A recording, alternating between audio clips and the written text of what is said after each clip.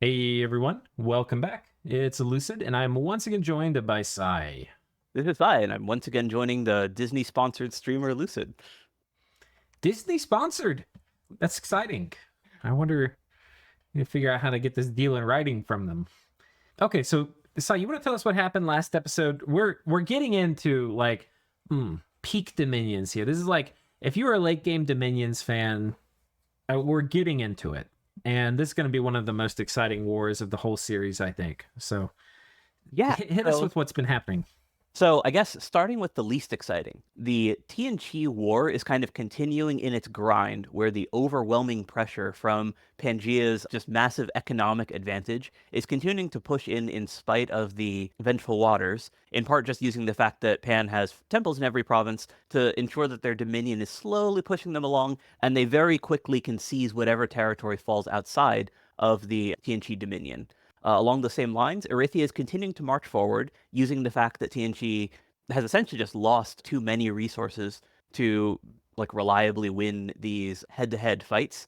And while TNG does still like sort of have a doom stack, there's just so much disruption in play. Like last time they got a bunch of Earth attacks that hit some of their troops, that even where they like think that they should be able to fight back, they're still losing battles, and they're just slowly being ground down with that one global essentially being the one thing that's holding them off Yeah. from like actually being just instantly overwhelmed. Um, Meanwhile, the more exciting war, which Lucid was referring to, is the Gath War versus Shabalba. So one of the critiques, I guess, that Lucid had against the rest of the game was that he was of the opinion that this war is going to be very, very swingy, and that whoever gets the advantage early, which both of us seem to agree would be, is going to be able to like push very, very quickly and just start steamrolling through the person who they're beating up, and that other people need to kind of already have their armies ready in order to intervene. But though with the forces remaining committed in against TNG, Erythia and Pangia are both not yet in position to do anything about either Shabalba or Gath running away with the fight. And from the opening moves of the war, it looks like it is going more or less as we'd predicted, in that Gath is coming out with a very heavy advantage. What both of us actually got wrong is that we thought that Gath was going to hold off on putting up Perpetual Storm for one more turn, but he did in fact put it up last turn, and that actually proved to be a really good move because it Yeah. really badly disrupted a lot of Shabalba's positioning. So a lot of their armies are either minimally supported or they just have huge piles of Ocelotls out of position. They did manage to do a little bit of raiding, but the raiding that they did was this very low commitment stuff across their border, and it was only the guys who were able to like reach where they were headed with a regular map move that were able to actually complete their raids. So the bulk of their deep strike raiding was most likely prevented by putting up that global, in addition to preventing Shivalba from even really getting their army together. Yeah, I think the main takeaway from me or for me is that I think the province control rating stuff was fine. It was like a trading this and that for Zabalba and Gath. Nothing was really won or lost there too significantly. But Gath has a couple forts under siege and popped, with Zabalba having no practical way I can't think of to free them. I So it's actually like think that already in the first couple war, in the first turn or two of war, we're going to see a few forts swing. I actually think that the rating thing is a lot more impactful than that, than all that. Like I think Okay. that Shabalba's one of their advantages is being able to do the rating game very well, right? That you've got all Right. these super mobile dudes, you can deep strike whatever. But part of the advantage of being able to do that is that you force your opponent to actually deploy significant resources to respond to your rating, and then you can start worrying or start finding ways to defeat them in detail by picking up whatever mid-sized forces they're sending out to fight off your raiders, right? Because you can Right. consolidate and then spread out and then reconsolidate again without actually really losing any of the staying power of your army, because you can just reform it very quickly when it's actually needed for a big fight.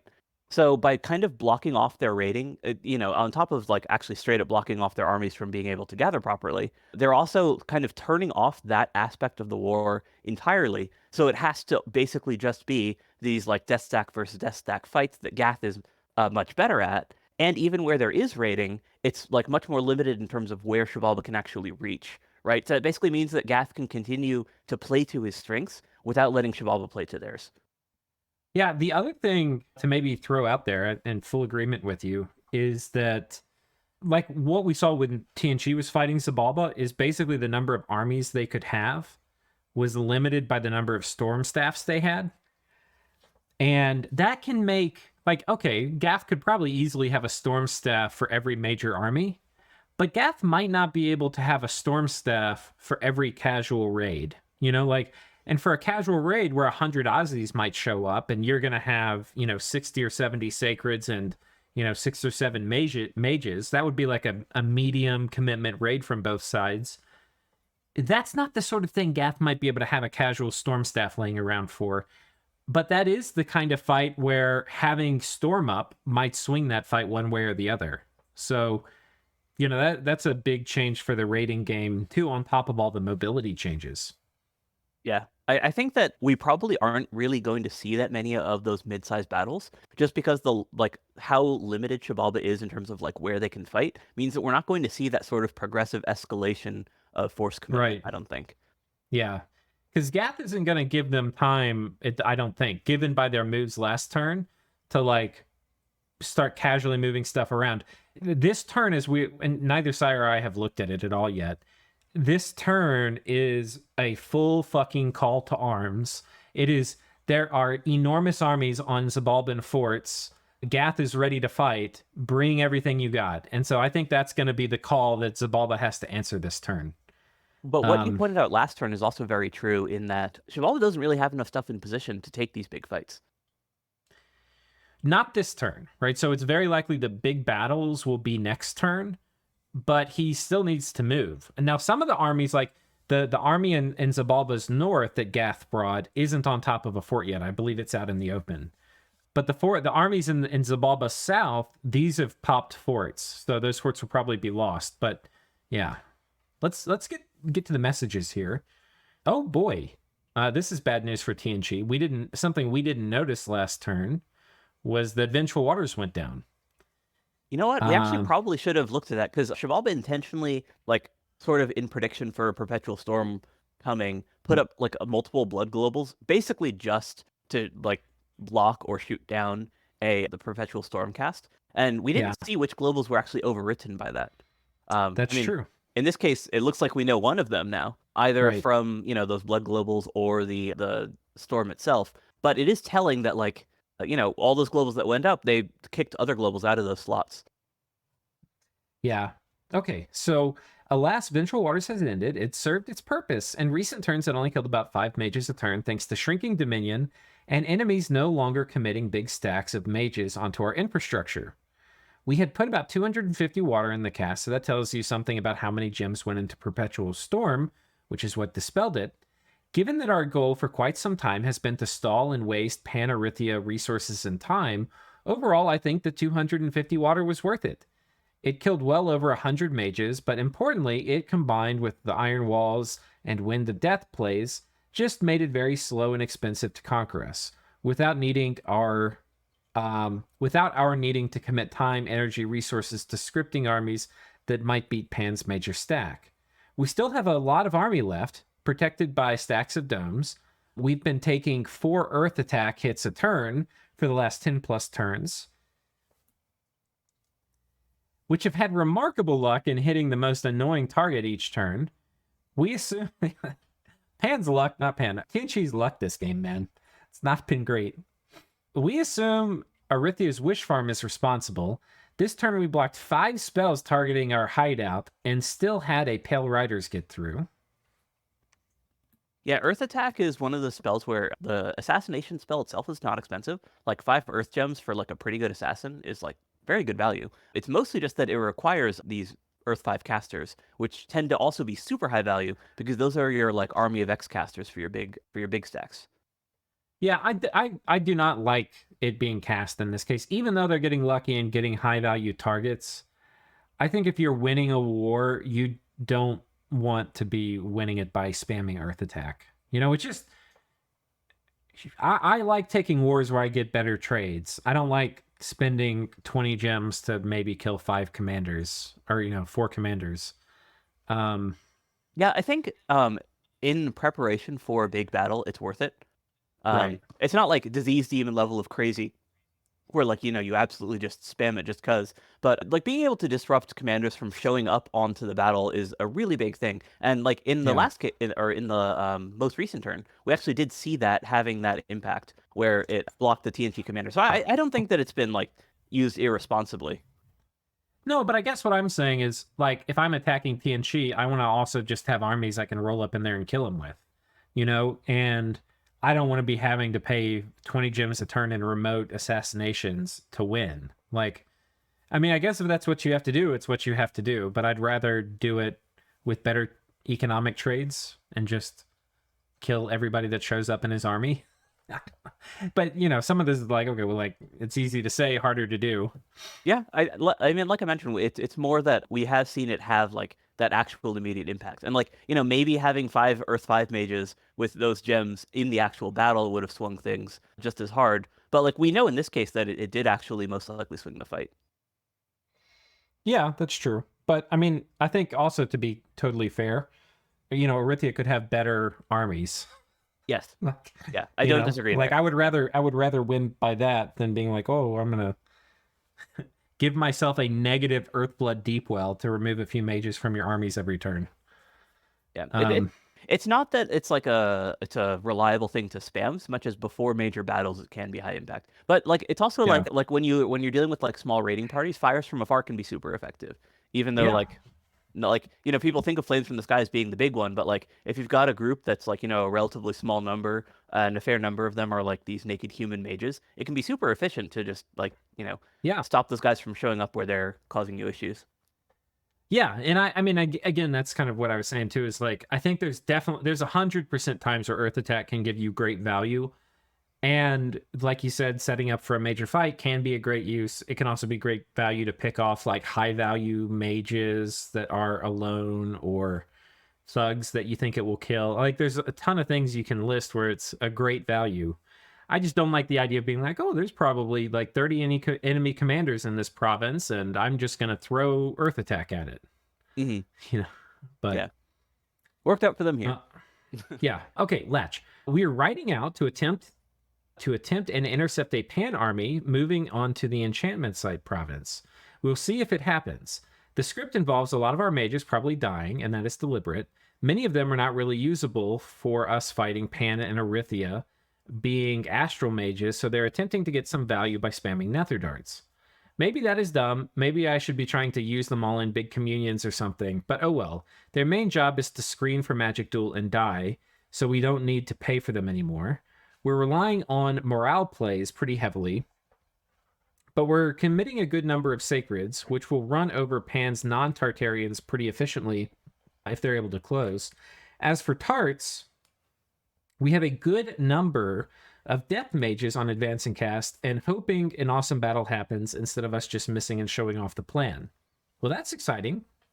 Yeah, it isn't that they're Um, riding out against Pangia because that's sort of who they'd been like running into, I guess, failures whenever they tried that before. Like they've historically had decent successes against Erythia, like with both right. battlefield clear stuff and even like the army versus army stuff. Even when they didn't win, it was like a relatively closer affair.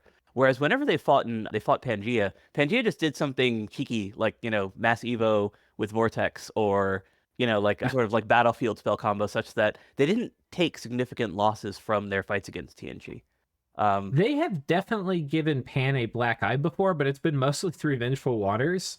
yeah, Um, so it'd be really fun to see them give them a black eye through like an army battle. yeah, I'm hoping that they can actually pull off something interesting. And All mass right. mage commitment when they hadn't been doing that in the past can be a good way to do that. Just because, like, if you're not playing around it, then it can cause some serious damage. Do you want to read the gap messages for us here? Sure. A quick report on the previous turn and some thoughts behind the current one. 3 out of 4 raids worked and killed a lot of patrolling chaff. Fourth province he just evacuated. Lumber did his part of the job very well too, and hopefully will do again this turn. Overall, his blood engine suffered significant losses, but Blood Vortex might be able to partially compensate for that. Pillaging Joman to the ground to lower Vortex efficiency is a consideration. One big mistake that I made was forgetting that Beast Bats had stealth. If I did realize it, none of these puny raids should have succeeded, except in the caves, which I deliberately left for him to take. Luckily, nothing really bad happened because of this. 6 disease demons targeted 5 Kohens and 1 mummy. 3 Kohens died, but after Storm went up, they have become better at killing demons. Oh yeah, because disease demons also can't fly. Right. Storm. Yep. Well, going down and Storm going up unexpectedly made me almost bankrupt. I could barely recruit one good gold this turn because of the small gold event. This means that gold stuff became in a way more valuable now because losses are hard to replenish. Also, this means no more temples. Good thing is that others suffer too. After Pan casts Gift of Nature Bounty, he will be fine, of course, but not before that. Perpetual Storm appears to be a very buggy spell when it comes to strategic flight. Unfortunately, I didn't test all below things, which much before casting it, but fortunately I noticed them this turn, so it won't be a surprise.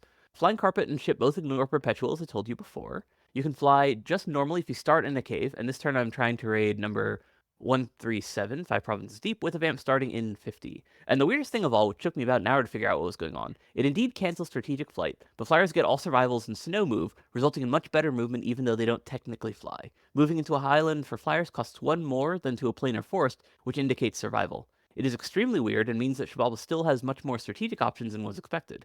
If this issue is present in Dom 6, maybe it is worth reporting. Yeah. That. Yeah, I'm not sure. This could be working as intended for Illwinter, but because they're still not going to. Basically, the big thing for flying is you get a very small penalty for moving through hostile provinces. Right, and that's what lets you deep strike. Right, and Although that's not. That penalty is still going to be there. Yeah, so what I didn't know, which is kind of cool, is the cave restriction thing, because Perpetual Storm is an outdoor event. It doesn't care about what's going on inside in the cave. But I did not know that it only cared about where you started. I didn't know that either, and that's really interesting. What that means is Zabalba can position armies in caves, and then that opens up like huge amounts of provinces they might show up at, and that does feel like a bug to me. So I don't. We probably should get on reporting that, but. It might also be one of those issues where it might even not work that way, but it might show it as working that way from the map screen. Because, the multi-province movement doesn't always, actually work. Well, yeah, but I mean, this would be, you should be able to single province move from a cave, like 3 provinces away with Perpetual Storm up if this... Anyway. Yeah, we'll see what actually winds up happening, but, if some of these moves, get canceled, then that might be why. Well, we'll see. Yeah. All this means that while Shabala is at a disadvantage now, strategically on the map, he still has way more options than I do. This turn, I attempt 2 more raids and another lumber drop on his blood eco. Unless Shabala has some cool, unexpected tricks up his sleeve, I should capture both besieged forts. The expected moves are Wind of Death plus Vortex, or possibly, but unlikely, teleporting more stuff with Gateway or Stygian paths. He may also just retreat with Aussies and Bats, and maybe it is actually the best move because they have high morale and I can't cut retreat off. Earthquake is also possible, but probably not this turn. Anarchy Assassins is another thing to be concerned about, and he definitely has some. But overall, if I were in his shoes, I would probably be thinking, what the looming hell do I do now?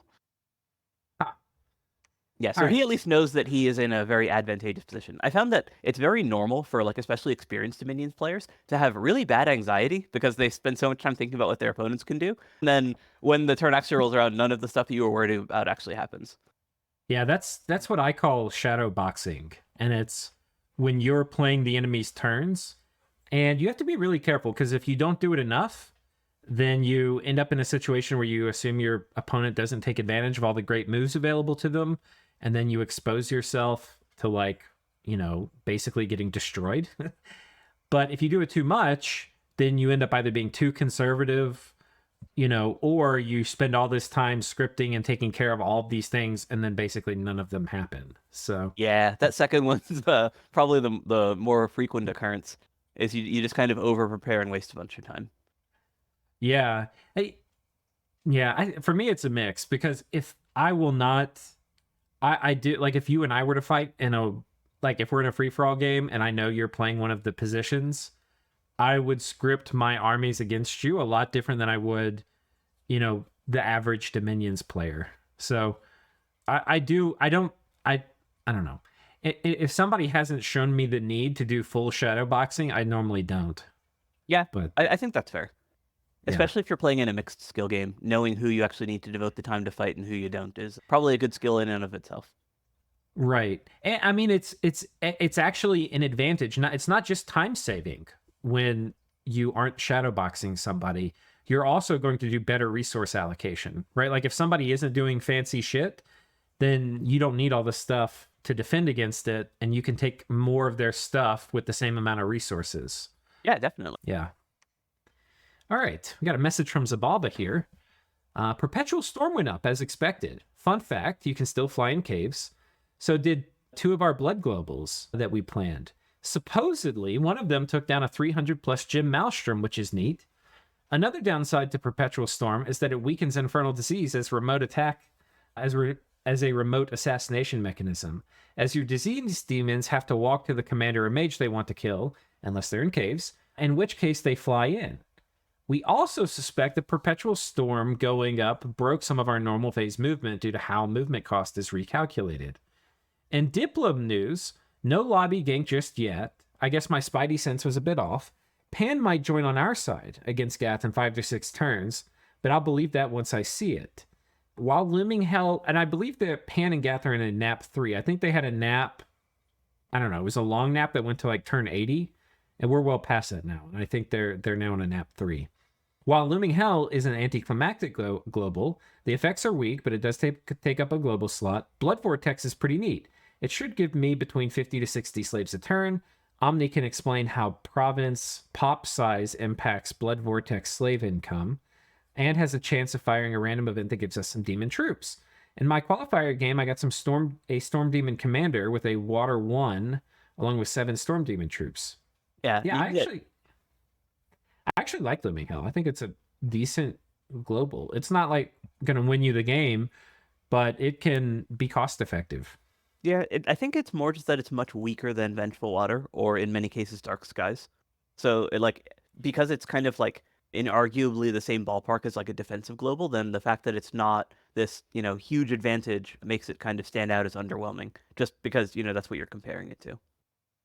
Yeah, it's definitely not as good as something like Vengeful Waters, but I think it's very easy for it to pay for itself. Especially if you're dealing with like elves, which are like very difficult to deal with the stealth rating and stuff in other ways, because this will have like an elf troop assassinate the commander and leave behind the rest of the elves in the army, and then you get to kill them in the normal phase, Yeah, that makes sense. But any sort of like elite sacred tends to be pretty good, or it tends to be pretty good against those. So this is the lumber construct coming in and hitting another of the blood hunting provinces. And this is the guy who we saw do like 10 call horrors the previous turn. He's got the Dawn Fang on them too, which is kind of cool. Yeah, makes sense to stack as many ways of mitigating this as you can. 4, 5, 6, 7, 8, 9, 10. A full 10 horrors. Holy shit. That's so many. Yeah, it's way more effective than the golems that I've been using. Yeah. Again, he's rolling, I think, every time he uses the boots of the plains. I think it's more than 2%. I think it's like 4 or 5% chance to get lost to the void. And I think, by the way, does the returning stuff work in the void? Like if a void heart, okay, then that's scary. Yeah. Because I was gonna say, if he just gets sent home by the void monsters, then he's fine. But if returning doesn't work, then it is indeed an issue. Grants 20% Cocytus returning, where it has a 50% chance to gain Horror Mark, whereas 1% chance per turn to be banished to the void. So I guess it's 1. I thought it literally happened to me the first time I've ever used it in a multiplayer game, as I think I mentioned before. But I want to say it's at least 2. But maybe it's just 1. It's also one of the things where you probably don't hear about the 99 times where it doesn't happen. I don't know if this is the case. I remember kind of chitter chatter about this for Dominion 6, that I think Ring of Returning in 6 might also have a chance of sending you to the void. Before, it was kind of the only way to... I think this and Ritual of Returning are both safe. They won't send you to the void. I think that might have changed in 6, but... Well, given what it was used for in 5, I think that's perfectly reasonable. Because the whole point of what it enables is a lot of, I guess, risk mitigation or just being very annoying. Yeah, the only problem I have with that is I feel like my real life RNG is going to give me worse rates than advertised. Fair.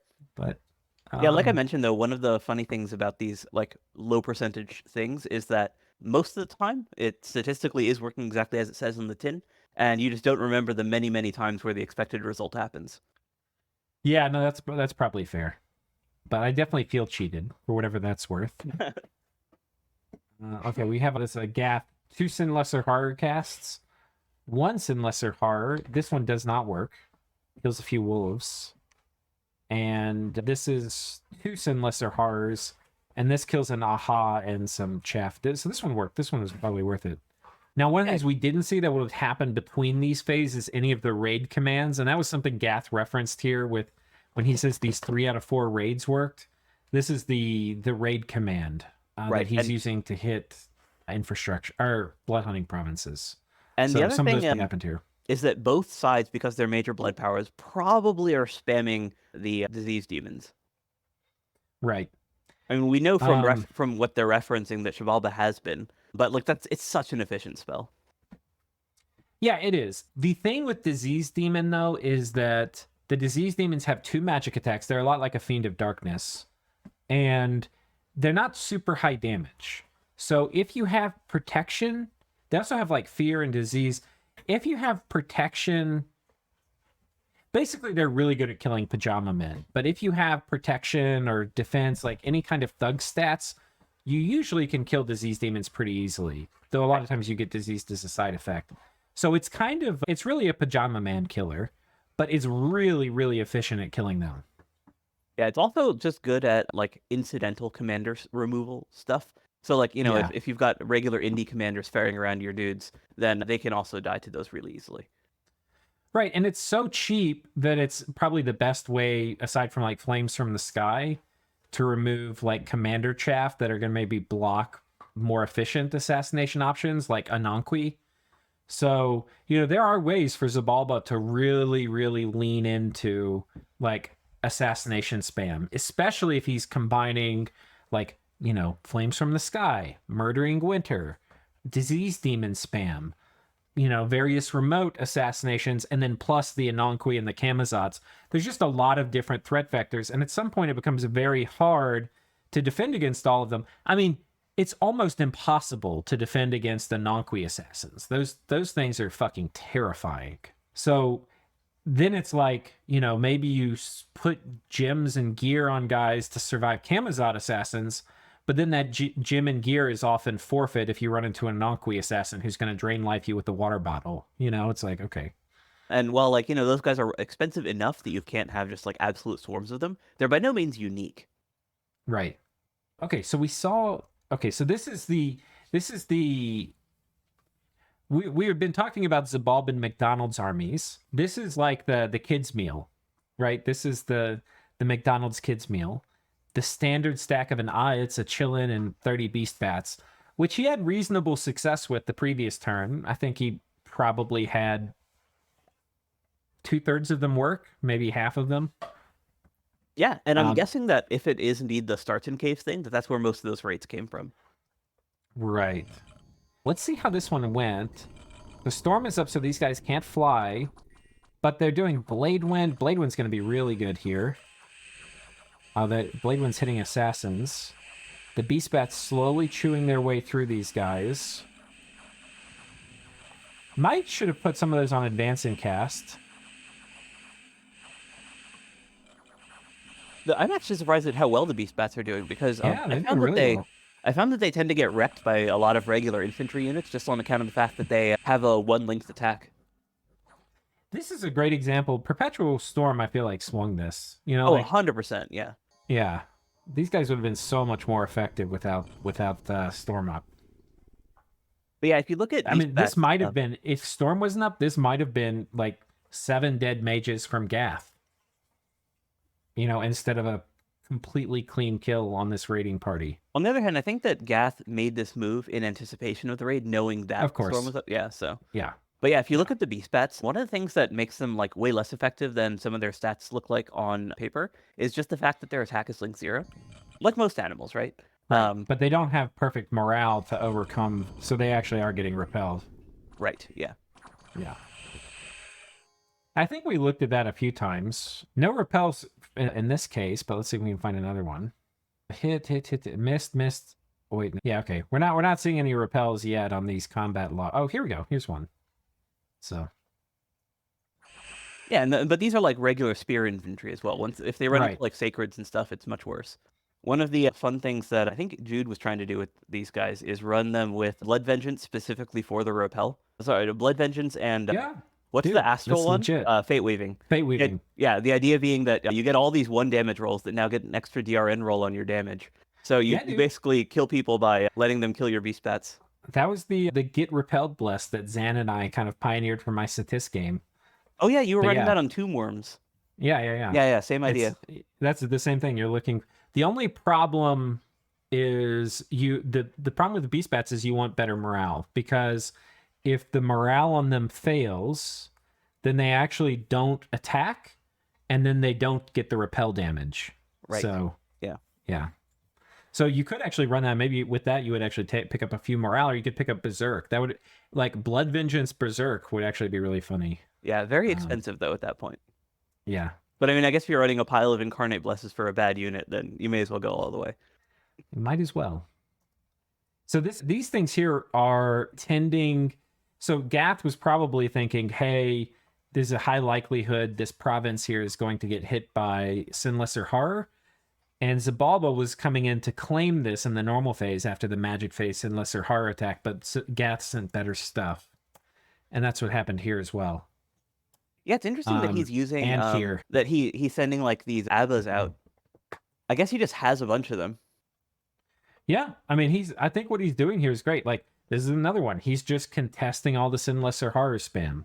And he's like, okay, you think you're going to Sin Lesser Horror at me and take it with the scout? I'm going to come in and take it with a small army or a few mages. That's another this is pretty similar. Another kid's meal gets eaten up by Gath. And that's a very serious commitment on Gath's side, actually. Yeah, let's take a look, see what Gath is rocking out here. Like, this isn't like, a death stack or anything, but this is like a pretty decent army. Oh man, he's putting tarts in here that aren't feeble-minded. Like, Jesus Christ. Come on, buddy, make this a commander.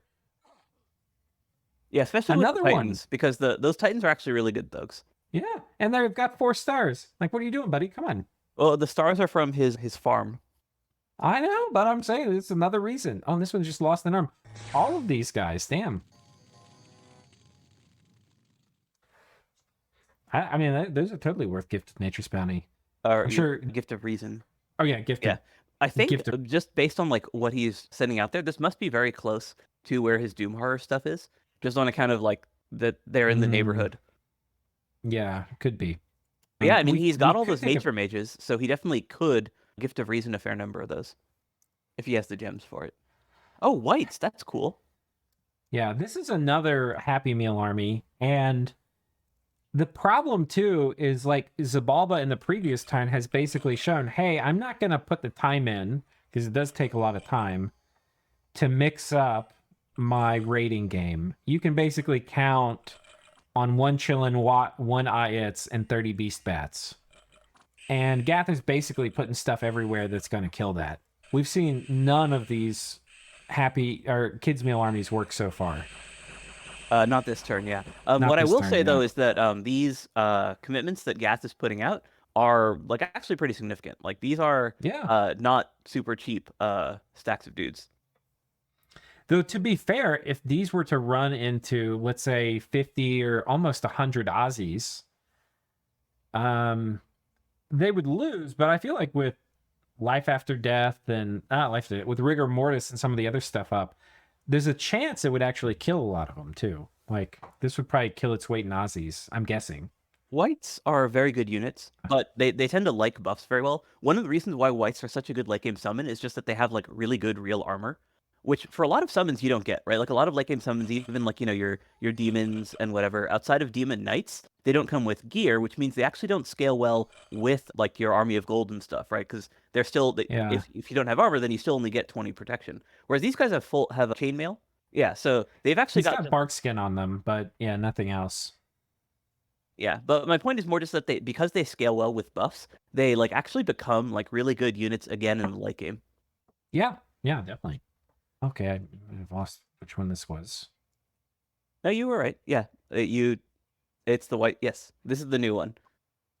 Okay. And this is yet another raid being repelled, this time with a thug defender. So yeah, it's interesting that Gath has like a huge variety of different things that he's using to repel these attacks. Oh no, I was gonna say I thought this was one of the raiders, but this is a It's a twice-born Gadol. yeah. Or not twice-born, So, a Ritual of Rebirth Gadol. right. And he's got, let's see what afflictions it's got. Disease, chest wound, battle fright, lightning reflexes, and then he's got 2 Athames. And he's a protection tank. So, he's also cast damage reversal, so forget about it. Yeah, usually the weakness of these like turbo mummies is basically just that they have really low combat stats, but he's getting around that by not needing to hit them. Actually, 17's not a bad attack. Yeah, I mean, he's going to be able to hit. I mean, he does need to hit them because he's got the Athames, but yeah, he does that pretty well. Did he get quickness on this guy? Well, he has Moss Body. He was really fast. No, he got quickness on them. Yeah. So yeah. I was gonna say like he has Moss Body on him, so he definitely did have the mage buffing him there. Yeah, this guy would have killed so much more than was here. I mean, this is very scary.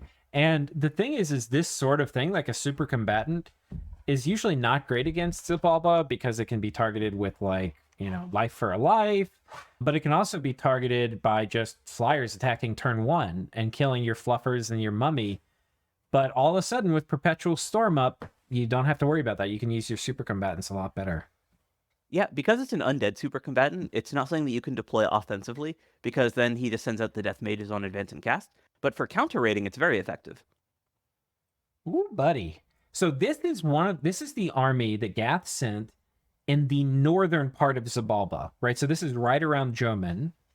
And that was that army we were thinking could go in all sorts of ways. We were thinking, okay, this could go on top of Jomin and put Jomin under siege, or it could go for the blood discount site, or it could head for Xibalba's capital. So there's a bunch of different places it can move, and it looks like it ran into a low-ish commitment stack from Xibalba. So this obviously is going to be a stomp, but we'll still watch it. Yeah, based on what Gath had sent in their previous message regarding possibly raiding Jomin, because that's where they had put up their blood glow. What was it? The blood vortex. So it probably is going for Jomin. Well, we'll take a quick look after this and see look at all those gifts of heaven. Holy crap.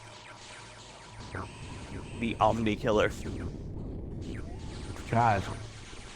I think if you're Xibalba and you look at this, you're just like, thank God I didn't put more stuff in this province, because whatever was here is getting a death sentence. It looks like it's a bunch of blood patrol chaff. Yeah, that might be what it is. Let's see, where's this? This is in let's see. So this army previously was here, and it came directly south. So it's headed, it looks like, for... Well, first of all, this is just going to be basically guaranteed free infrastructure now, because there's nothing here that can defend it. This army, parts of it might be able to move over here, but I think it would just die. But it doesn't look like it's making the play to go for Jomin. It looks like it's either going to go for Xibalba itself or for this discount site. Yeah, so a couple things to note. One is that Xibalba did in fact rally their forces on that blood discount site. So he at least knows what he cares about protecting. Another thing that we see there is that in the event phase, it looks like, So I'm guessing that Jomin was cleared by like horrors or something, because the event Storm Demons beat the scout that Xibalba had sent in. Yeah. So this was the front that Xibalba actually had sort of won. It, air quotes, won the raiding war on. But basically everything here has died now. And you can also see that even where Xibalba didn't move, Gath still sent out counter raiders. So he's being very, very proactive about like blocking off any sort of like pressure on the province game from Xibalba there. I think any place Xibalba moved, one of these Happy Meal stacks or these Kids Meal stacks, they would have died. And that was, by design from Gath. Yeah, and it makes sense if you like have the resources to spare to do that. Like, obviously, he spent more on that defense than Xibalba did on the offense. Right. But, most of that didn't even get used, right? So it's not wasted by any means. Right. Okay, I'm going to go through these. Here we've got... Okay, so this is the province that TNG was saying they were going to ride out against. Yeah, so this is their real army. Sacreds. Yeah. Round 1 gifts. That's pretty good. Was that? How did they do that? On the TNG side? Oh, it was TNG doing it. I thought it was Yeah. the Centaur mages hitting Oh, yeah, no. themselves. They need it with a communion. Okay, so he killed 14 Centaur sages. I mean, that's like a, another casual turn with Vengeful Waters up. And Pan might, they put in the comments for the videos before that, like, hey, we don't really care about these losses. We're making 30 or something a turn. It's like, dude, you need these mages now. These are the core of your strategy, and you're going to need them in this Gath. Right now, it's looking like Gath is running away versus Shabala. But you're going to need them kind of like, you don't have 14 mages to throw away right now. Yeah, or at least they could be better spent. But on the other hand, like, this is TNG's, like, serious commitment stack, right? So. Right. But I'm just hearkening back to kind of something I was saying an episode or two ago, which is like, I think Pan needs to figure out how to get out of this war with TNG. He's not going to have time to, like, lollygag around with them and try to kill them. The killing them is on the table now with Vengeful Waters down. So that, that does That's open true. that possibility up. But Yeah, I don't think he has time for it. Yeah, I mean, that's still, on the other hand, that is sort of like, that seems to be Pan's read of the game, is that he does have time for it. Right. So it might be wrong, but like that is what he seems to be going for here. Okay, another kids meal stack. Another kids meal stack. Does this work? Okay, so Shabala getting on the scoreboard here. He has found a province that will succumb to this stack. And what does Gath have? Gath has just the Kohan, just the. Oh, a thug. Oh, interesting. Very cool. Did he Astral Shield Blessing? I wonder if we're gonna see damage reversal. Holy Avenger. He should do damage. Yeah, he's got damage. Oh, he did it at the start. He needs to do reinvigoration before the bats close. There he goes, reinvigoration, and now he's running in. Now, he also might get HP routed by the PD That's dying. what I'm thinking happened here, actually. Is if he basically takes any damage, he's going to run. Because I don't think they can kill him, but I also don't think that he can, like, stay in the fight all that long. So they really only need one lucky roll in order to make him run away. But they've got paralyzing poison. They could fatigue him out. And then it's just the Skultada. I think they actually might be able to kill him. Let me see if they fatigue him out. Oh, it doesn't look like they're going to get him. No. Yeah, just He's an too HP out quick. situation. Does he have the Swiftness Bless? I can't remember. No. Huh. Yeah, I think that guy could have held if he had less PD. Yeah, very likely. But, let's put one on the board for Shabala. Yeah, Here we have plays. 2 scouts versus 1. This is truly peak Dominions. This is what you've been waiting for. The horror wars are out, and we have scouts fighting over who's going to get to control the province, and indeed it's the 2 beat the 1. I like the mini raiding party stuff that, this is interesting. This is a cube stack where the focus is just like on using these cubes to their full effect, presumably to try to just cause as much damage as possible. He's using ghouls as evo bait, which is fun. I'm guessing that he's just doing buffs on these cubes? Or no, he's doing... I understand what this is. Because that other army must have been the one that he was talking about in his message, where he was talking about there's going to be some sacreds, I'm going to have some astral mages. Maybe these were supposed to be together and didn't consolidate? That's yeah, all I we're can think of. We're going to have to see. I think there was some weird movement thing. I don't know what it was, but I think there's something weird. I think the other army was meant to fight this, maybe. That would make sense. Oh, bone this grinding. Is bone grinding. This must be... Huh. Is Pan bone grinding? Well, Pan can get away with bone grinding, actually. Who cast it? Damn it. It's Pan. Here we go, bone grinding, Pan. Yeah. So the reason that Pan can get away with this is basically just that all their dudes have recuperation. Recuperation, yeah. But also, like, you also have just decent HP pools, and bone grinding is ineffective, or it's, like, affected by ethereal. So if you put ethereal and luck on your own guys, especially if you also have, like, decent HP pools to begin with, then you can get away with spamming bone grinding on your own armies. The problem here for Tianqi is Enslaved Mind very quickly picked up all the non-mindless commanders. So Yeah, it's funny. yeah, the It wasn't. wyverns went really quick. I think that Pan thought that TNG was sending their Doomstack here as well. So both sides seem to have expected the same fight, but Pan actually was like actually playing around it with that bone grinding spam. So where were these things? This is okay. So this was the big stack. I think the army might have been on this fort the previous turn. I'm not sure, and it looks like it moved over here. Was there a successful magic phase attack on not 50 on the other one on 52? I don't think so. No, this is the only battle this turn. Okay. Yeah, reason that I ask is that's often how that weird movement stuff occurs, is that if Pan had successfully done a magic phase attack, then that's like a friendly move, but the army is still allowed to leave the fort, so they actually swap positions. I'm gonna go pause. We'll pull up turn 88 real quick. Okay. Okay. I see it would happen now. So Pan basically they already had that fort under siege, and then they reinforced it, and TNG guessed that their Doomstack was moving on to the other place.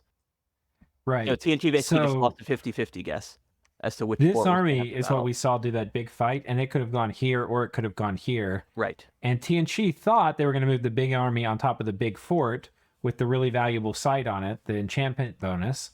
But Pan moved the big army on the little fort that wasn't valuable at all. Which I can see why TNG thought they would go here. Yeah. So TNG moved basically anticipating the full Pan army here, and then he sent enough to this province to clean up whatever this garbage is. So, yeah. Well, we know what that garbage is. It's those mini sage stacks. Right.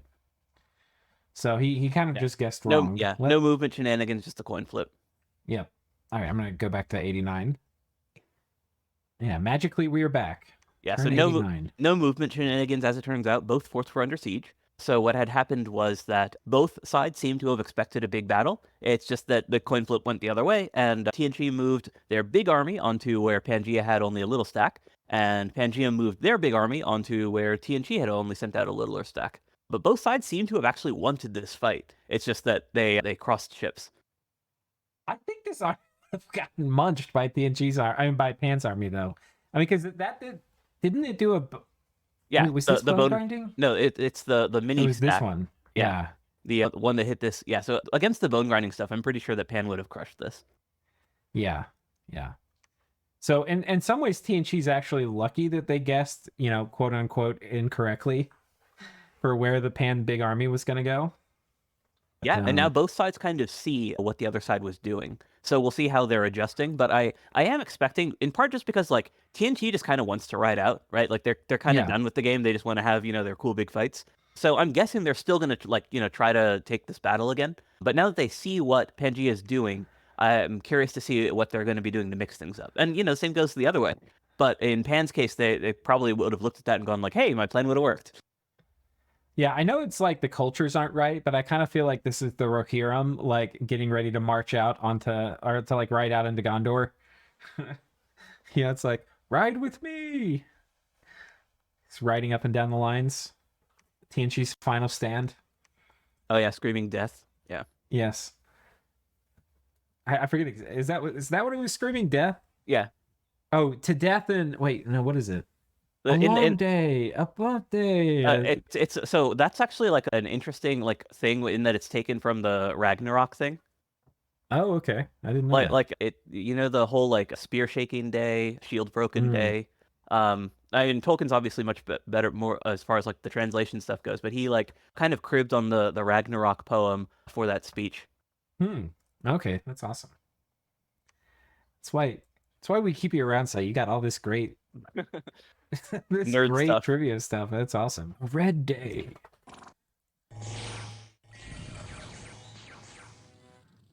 Oh, so Vortex is returning. He decided he liked the guys in that fort and wanted to bring them home. Yeah.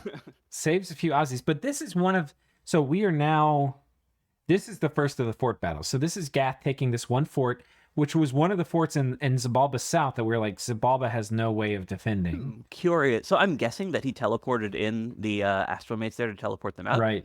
I'm curious why he thought that was worth it. Well, he got some Aussies, right? I guess so. Was that the other one? There's two. So this first one he saved basically 28 Aussies. I guess that's where the vortex is returning, but it's pretty like borderline. Yeah. Like it depends on like how much you value the caster turns. We got 3 Ayats. I mean, he got 3 Ahas, 1 Ayats, and then I assume this is the guy that teleported in to do Vortex. Yeah, that's what I'm thinking though. Is that the Ahas are not worth like those are your lab rats. You don't care about those guys. Yeah, that's kind of true. And like 26, 28 Aussies, but like some of them get lost to the void. So like let's round it down to like 25 Aussies for 10 pearls. That's probably worth it, I guess. But it's like borderline worth it. Yeah. The other one, this one I think was pretty clearly worth it. Yeah, that 70 one, Aussies, 50 Dark Finds, and a Bakab. Yeah, like those guys, those guys are worth it. They have the premium insurance. Yeah. Okay, so what the heck is Xibalba gonna do? And what are the other players doing? Oh, what was the fight in Xibalba? Oh, let's take a look. It looked like it was an event fight. Oh, okay, that's just that's what's it called? Illwinter. Yes. Yeah. Still up. Still. After all this time. I don't think the score graph is going to be kind to Xibalba this turn. Yeah. They're down a significant amount. Yeah, what's interesting to me is that the first turn, where it looked like they were kind of doing a little bit of back and forth, it was not actually that close. And Gath actually gained a lot more than this turn, where they completely shut down Xibalba's rating. I'm guessing that like this is just because, first turn of the war, you hit more provinces in your opening assault. But yeah, it's kind of interesting that Gath actually slowed down instead of speeding up, even though in this turn it seems like Gath countered everything that Xibalba did perfectly. Yeah. Let's take almost a perfect. look. They had the one thug runaway, but it was pretty close. Pretty close to perfect. Okay, what I see is Xibalban armies hiding in forts, right? There's an army hiding in a fort here. There's an army hiding in a fort here. What do I see with Gath? Gath is just taking his armies and he's marching them out. And to me, what this reads is like Xibalba does not have an answer to the Gath armies. Like, why would you move a Doomstack out and like parade it around if you don't think you're going to win the Doomstack fight? Well, the one thing that did do is they did gather their armies on the blood discount site. So like that had not been there before. A lot of that stuff was actually in his capital, including his god. So it looks like he is in fact still trying to rally the lads and get that Doomstack fight thing going. It's just he was not in position to do so last turn. Like he had just kind of been caught flat-footed and hadn't been able to get everything that he needed where it needed to be. This turn it looks like he's actually positioning and this is going to involve a lot of armies and forts because he has to, right? Like he has to gather all of his guys together in order to actually put something together that can go try to fight these guys. I do agree that also, though, that I don't know what Xibalba can do against these big Gath armies, because as we kind of talked about in both the lead up to the war and the first turn, they have to do something different. Right. And we don't know what that is yet. Yeah. I mean, this is kind of what I'm hitting at. We haven't seen we have no idea what Xibalba is going to do, except we can see some Dark Finds, but we have no idea what Xibalba is going to do with their main armies. We have yet to see a major army deploy. Well, yeah, the only thing that Xibalba's been doing is mass Lotls and buffing them. And that's it. Right, and we know that's not going to work here. So, or we don't think it will. So it should. The problem is what you can't hide. You can't win a war by hiding armies in forts. And Gath is just going to just probably march up and take Ulm. Just boop, boop, welcome. And then I'm presuming this army is going to come over here and take this fort, or both of these, right? So this is kind of what I would expect from the movement here. This army might also come in and go after this TNG throne. Well, if you go for the TNG throne, then you're fighting Pan. Yeah, but I think the fight with... I mean, look, Pan... I think that, to me, the two biggest questions are what is Xibalba going to tell Pan and Arithia to get them to join their side? And what is Gath going to say to prevent that from happening? Yeah, from a Diplo perspective, I'm pretty sure that both Pan and Arithia should be looking to see what they can do to fight Gath at this point. I think that's pretty much a guarantee. Yeah, I mean, Xibalba could be playing dead, where they're like, well, I can't win, and he's taking 2 forts off me, and I'm going to, I don't want to throw armies away when their armies are going to die. That would be that's probably what I would do as Xibalba. I would be like, look, guys, he's taking 2 forts off me. I can't do anything. I can't fight these armies. I'm not going to spend my armies and just have them casually die when I'm the only one fighting them. So, I'll try to do stuff, but I can't fight them alone. That's probably what I would say. That's like the whiny baby approach that I would take. Like, But I I also don't. think that like at some point you also have to like actually send out your serious armies to fight their serious armies. Right, I would, but I would probably. That's probably what I would tell them. But I'm trying to think what else you could tell them. Like, I don't know. I just feel like they really need to join. Like, because the thing is, when you lose 2 forts already in the first turn of war, or the second turn of war, that's pretty bad. Yeah. But I mean, it really is going to come down, at least in large part, to these big army clashes. Like, if they can deal with these big gas stacks, then they'll win. And if they can't, then Okay, they're going to have a bad time. here's another idea. What if, okay, so maybe what they should do is actually burn an army on Gath. What do I mean by that? I mean, make an army of like 500 Aussies, do the McDonald's stuff, get weapons of sharpness on them, get wailing winds, get blood rain, do the things that everybody knows you're going to do. But don't put 1,000 units in, just do 500. Send it to one of these armies, maybe do bone grinding, all the things, because this army's going to die. And you just let that army get fucking wrecked. And maybe try to cause some attrition in the process. And then you send that battle report to Arithia and Pan and say, holy fuck, please help. I just lost 500 Aussies and killed 4 troops and 3 mages. Because you need something. Like, you need something you could just be like, look. You know, I think, like, just saying, I lost 2 forts with the whiny baby approach I was outlining might not work. But sending him a battle report like, guys, I'm going to be fucked in a second if you guys don't jump in right now. Yeah, that's definitely not a play I would make, but it might work. I don't think hit me with wisdom. What do you do? How do you take this Zabalba position and get some help? No, honestly, I think you have to beat a Gath army, and like I would be spending most of my time trying to figure out how to do that. I don't know if it's possible. But this is the problem. Like, if you kill a Gath army, they might not help. They might be like, you got this. Yeah, you know? I mean, if you got this, then you got this, right? And then you take Gath stuff. Okay, so you're just saying I win the 1v1. I mean, but we're saying if you can't win the 1v1, you need to get these other 2 jokers in there. If you beat a Gath army, which I mean that's kind of the best option to be fair, but like I don't know if you can either, but I think you have to try. Like if you beat a Gath army, then that might signal to Pan it's exactly what they wanted, which is a grindy war that they don't have to mess with. That's fair. Yeah, I don't know. I like I mentioned though, I think that I would just be trying to find a way to actually win the war like directly rather than focusing on the Diplo side of it. But I mean that's just yeah. You might be right that like taking the diplomatic approach is like the more winning strategy. But yeah, I would be putting more effort into figuring out ways to fight these armies. I mean, the other thing that you could do, which I like doing, is if you want to like work with someone, then you actually just like brainstorm strategies with them. You talk about like, hey, these are the armies. What can we do to beat this? And then like you work together. Usually that's like my helping someone else who's being invaded. But like you know you can do the same thing and just like ask for strategic help and work through it. And then at some point, if like both of your heads together can't come up with a way to win that, then they'll probably want to also help you out diplomatically more so because then that's a great idea because you can do that through test games. You can be like, look, here's the army he did. Help me script like how I'm going to fight it because I can't think of anything. You get them giving you ideas. You set up all the test scripts. Like you show them what you've put together and you test it. And then in the test game, it shows you losing a ton of stuff and not killing anything. And you haven't lost anything in the real game yet. But it is true that you actually can't fight these guys. I mean, that might win them over to your side. If that's the case, then yeah. But I also think that's more fun, I guess. Like, that's more. I like that. I think that's the best play. Is you go to Pan because Pan's super chatty. Arithia is not as chatty apparently. You go to Pan and you're like, dude, like here's the army. Help me script this.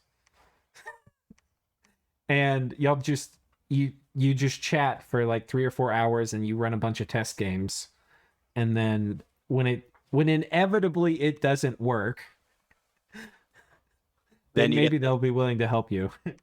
Yeah, I mean, the other option is that like maybe with the 2 players' heads together, they actually do come up with a way to make it work, and then you just win the battle. And then even if like then you're out of your own problem too, because if you can take your doom stacks and ride out and win battles, then you actually don't really need Pan to jump in. Yeah, that's kind of what I was saying. Is that's sort of like where my head would be at.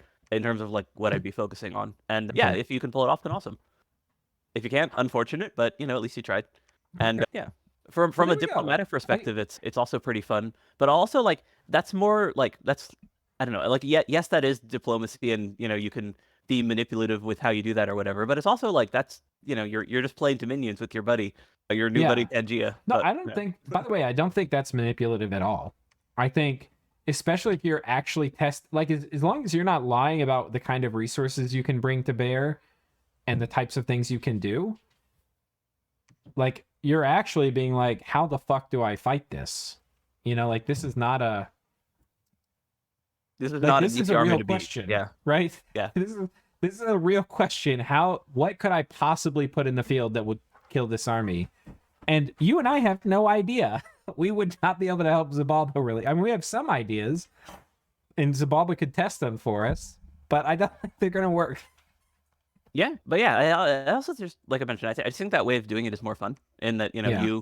you and Pangaea are just playing Dominions together in order to figure this stuff out. Look at the commander chaff he's got here. 41 sages. It's great. And 6 scouts, yeah. Yeah. It's just like the Zabalban assassination stuff is just going to have just this mountain of chaff to break against.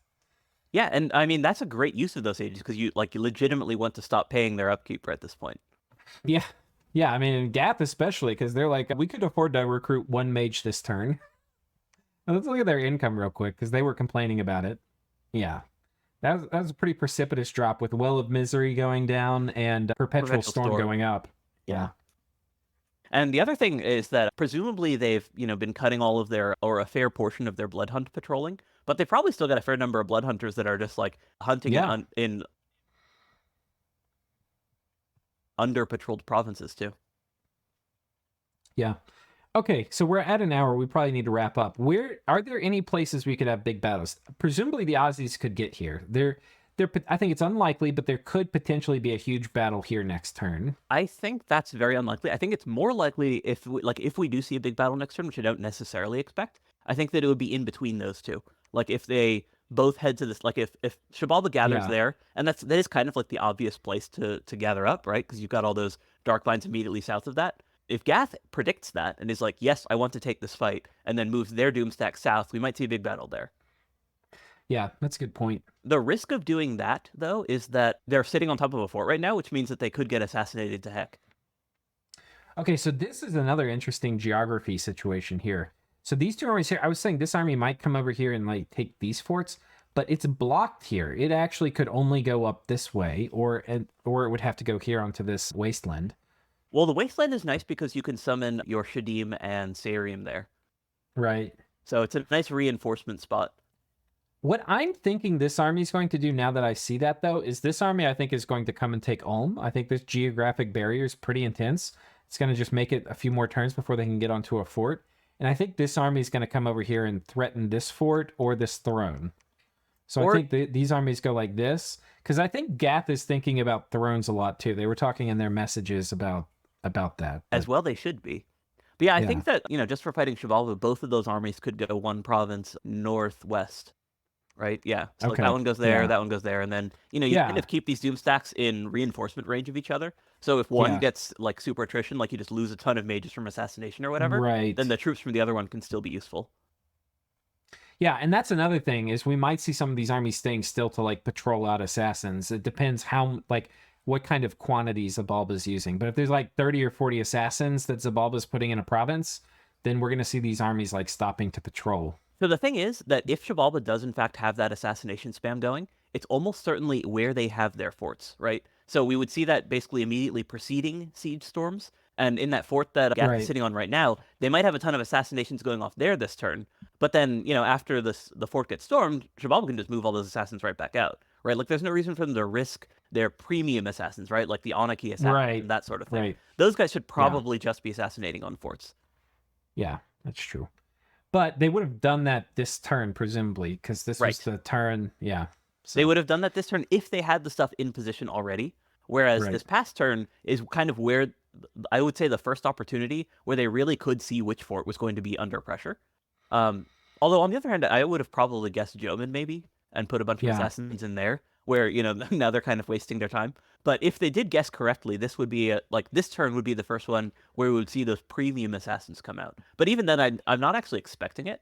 I'm expecting them to have most of their assassins in Joman right now and not do a mass Anarchy assassination yet. So this is a location right here where there potentially could be a huge battle, because you were like, you would consider moving both of these Gathian stacks to the northwest here and here. Yeah. And this is a province owned by Xibalba that Xibalba can probably have a reasonably good chance of preventing magic phase attack, and can move everything from, or not everything, but a lot of the things from these provinces here. Because I think he's still going to be able, like Gath was saying in the message, the Xibalba is still pretty mobile in friendly tiles. So yeah, I think they would lose this, but this is an area where they could. And they could actually move this stuff from here as well. I think the Dark Mines are too slow. Right, not the they're Dark only Mines, but one province move. Right, but the Aussies could. The other thing I kind of wanted to point out, we didn't really look at this, but this is kind of the the Gathian medium commitment stack, right? So it's a decent number of sacreds, and presumably it's thug proof, yeah. Okay, yeah. So that's a really good way to play, where he's geared like a thug, but you're not actually using him for thugging. You're just making sure that your commander that's leading all these super important dudes and is your all important divine blessing caster can't be trivially assassinated. So that's a good play. I do want to point out though, and this is why I brought it up. It's vulnerable to life for a life. Yeah, that's a good point. But it's also vulnerable to this Doomstack. So Gath basically made a calculated play here where he sent this medium commitment stack into a province adjacent to an enormous Xibalban army. This is an opportunity. Now, this is Monday morning quarterbacking, right? But this is a missed opportunity for Xibalba to take a Doomstack and kill a medium stack. Now, last turn, there was no way to know for certain what would move here. And we saw Gath probably could have combined this army, which is another medium stack, with this army. But even then, I think these combined stacks could be killed by a Xibalban Doomstack. So, it's impossible to know ahead of time what Gath was going to do. But I just wanted to point out there was an opportunity here that Xibalba missed if he predicted correctly. Yeah, I think more importantly now, Xibalba has an opportunity, if they want to go for that they can still send out their army into that province and catch either that mid-sized group or reinforcements.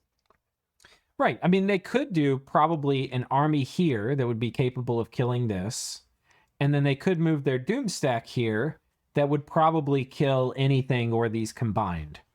I think that would be a pretty decent move. The one downside of doing that is that it kind of leaves your Doomstack exposed. Right. So if you have just a bunch of mages that are vulnerable to Flames from the Sky or Murdering Winter, that can be a little scary.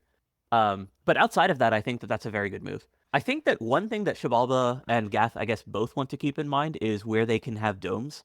I think that's more of a concern, I guess, for where you have a bunch of littler mages. Because Perpetual Storm actually, correct me if I'm wrong, it blocks a percentage of the remote spells anyways. Yeah, somebody was saying that. It wasn't something I knew, but either it was in one of the messages too. I think it was in a Gath message. But yeah, it wasn't one of the messages, but I also kind of remember that vaguely, that this is the other thing to do with Flames from the Sky spam. So because those Evo spells are so effective, it sort of becomes a little scarier to start to cast these spells if there's a decent chance of them missing.